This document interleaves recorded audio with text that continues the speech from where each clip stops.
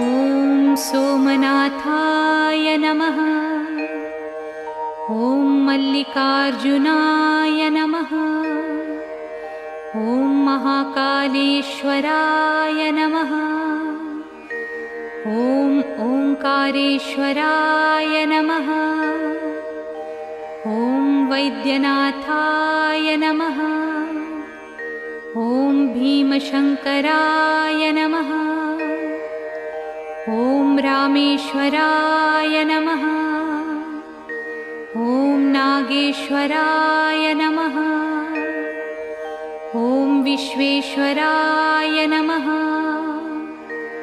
ॐ त्र्यंबकेश्वराय नमः।